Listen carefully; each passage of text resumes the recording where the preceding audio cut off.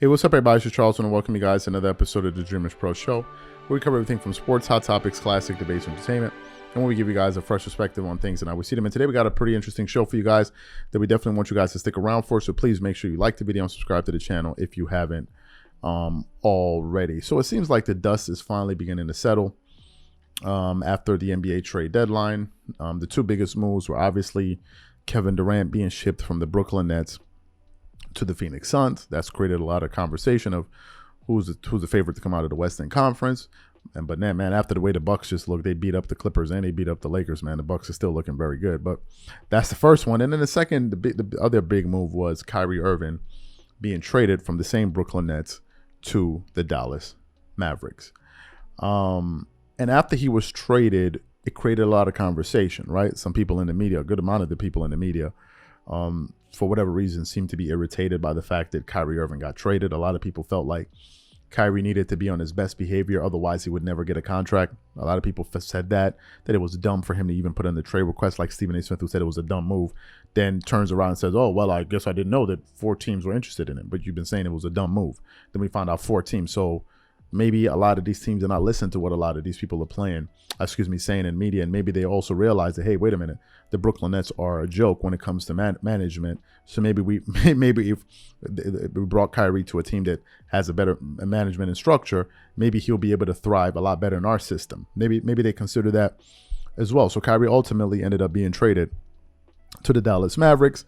And then during his presser, he spoke about his experience there. And one of the things he alluded to was he didn't like the fact he was being disrespected and not being, they weren't being straightforward with him in the Brooklyn Nets organization. Then this morning, while kind of combing through the internet, came across an article here from fadeawayworld.net that kind of, really gets into this. So I want to get into the article here. Starts off with the headline: NBA Insider reveals 3 examples of disrespect Kyrie Irving received from the Brooklyn Nets. In just a matter of days, the Brooklyn Nets have fallen way down in the odds of winning the 2023 NBA championship. After all, losing both Kevin Durant and Kyrie Irving ahead of the NBA trade deadline is something that the fan base of the franchise didn't see coming. Speaking of Kyrie Irving, his time with the Brooklyn Nets was plagued with a lot of controversies, be it his stance on not getting the vaccine or his controversial tweet sharing a link of a movie. With that being said, many turned against Kyrie Irving and blamed him for the downfall of the Brooklyn Nets organization in the last year or so.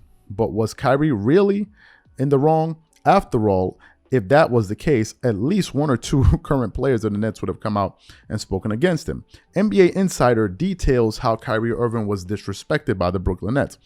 Whether someone is a fan of Kyrie Irving or not, one thing which they all should admit about Kyrie is he's a baller. His skill on the basketball court is truly elite, and as a result, even after being surrounded by drama, he is always in demand in the NBA.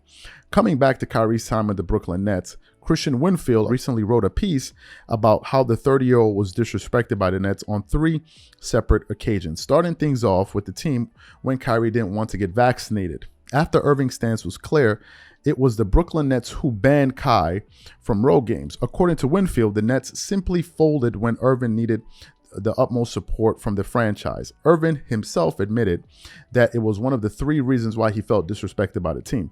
The second one was when Irving's controversy around his anti-Semitic comments ballooned. Initially, the Nets claimed to support him completely, but as soon as the situation started to get out of hand, the Nets yet again folded and suspended Kyrie indefinitely. It was only when Kyrie returned to the roster that the Nets truly started to dominate teams in the 2022-2023 NBA season. Another example of the Nets not taking Kyrie Irving seriously was when the rumors about the team waiting it out before Irving's contract extension. When Irving demanded a trade from the Nets, the organization hadn't shown any enthusiasm in renewing Kyrie's contract. Even after Irving's departure from the team, general manager Sean Marks used to take shots at the former Nets superstar. All things considered, the relationship between the two sides was damaged beyond repair, and Kyrie decided to leave the team. So that's what the article had to say there. Now, what are my thoughts on this? My thoughts on this are quite simple. From what I know about NBA teams, usually when you have star players, you try to accommodate them. You try to make them feel at home. You try to, hear where they're coming from and help them get through various issues. Usually, because you can see all of the stuff teams go through when they're trying to recruit players, let alone when they actually have some of the top shelf players in the NBA.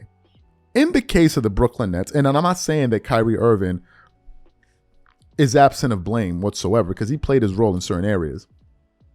But in the case of the Brooklyn Nets, it seemed like they were working against Kyrie as much as the public was at one point.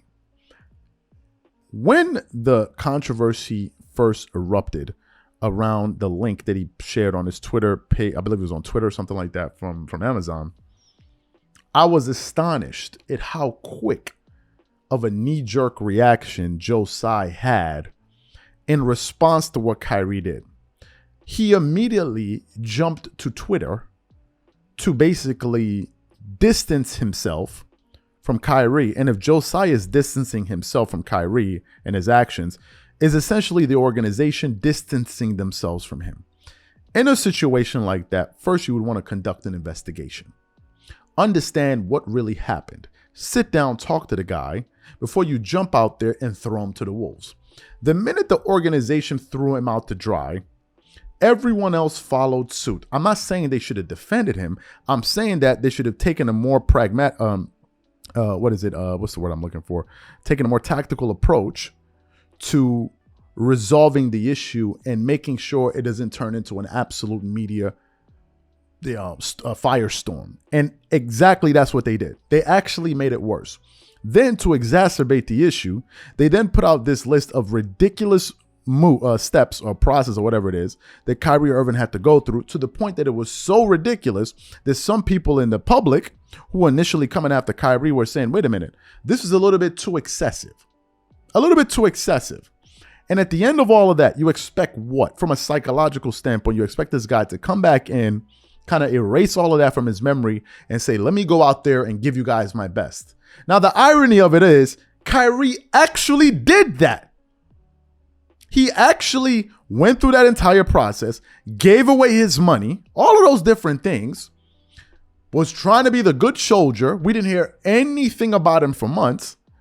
And then all of a sudden, according to reports, when it came to contract negotiations, they had some ridiculous stipulations. And according to Chris Haynes from Yahoo Sports, one of the stipulations that they put within the contract was contingent upon whether or not the Brooklyn Nets won the championship. And Kyrie Irving said, you guys can go ahead and kick rocks. I'm out of here. I'm out of here. No normal human being would want to stay there. And that's why I thought it was comical for people to say that, oh, Kyrie quit on the team, he shouldn't be trusted. These people are jokers. These people are jokers. So to me, I think this article shed light on something we already knew, right? It's just now we're getting it from a reliable source, and the gentleman that we're getting it from here is from Christian Winfield of the Daily News. So these are my thoughts and opinions on this. What I want to know from you guys is, what do you think? And ultimately, do you think Kyrie Irving made the correct decision to get the hell up out of Brooklyn? Whatever you guys think, leave your thoughts in the comment section. We catch you on the next show.